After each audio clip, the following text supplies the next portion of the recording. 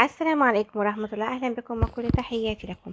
حقيقة زيادة أسعار خدمات المحمول بنسبة 35% في مصر في مختلف الشركات.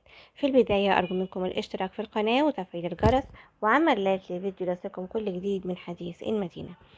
تسعى شركات المحمول في الفترة الأخيرة إلى زيادة أسعار الخدمات في الفترة القادمة، ومن أجل ذلك قام الجهاز القومي لتنظيم الاتصالات بالاجتماع مع شركات المحمول من أجل مناقشة تلك الزيادة ومناقشة الأسعار الجديدة التي ترغب الشركات وضعها.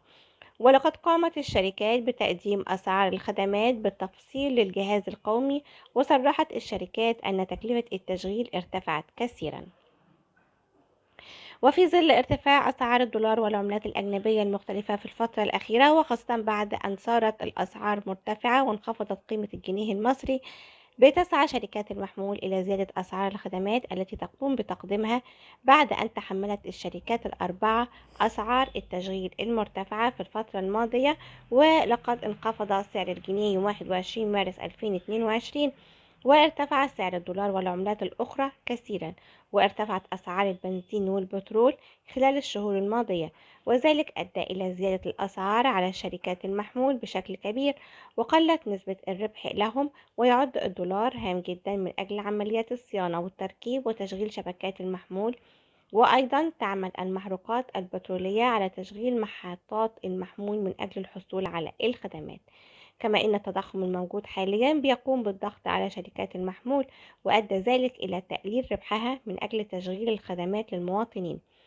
ولذلك قامت الشركات الأربعة بالاجتماع مع الجهاز القومي لتنظيم الاتصالات من أجل مناقشة زيادة أسعار خدمات المحمول.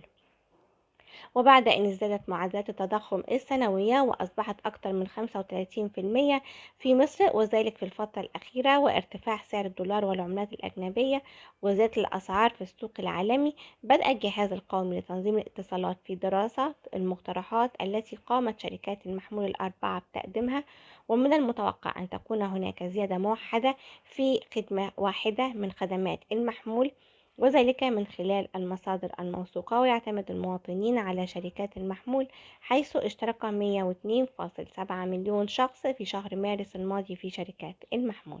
في النهاية لكم مني كل التحية، دمتم في رعاية الله، والسلام عليكم.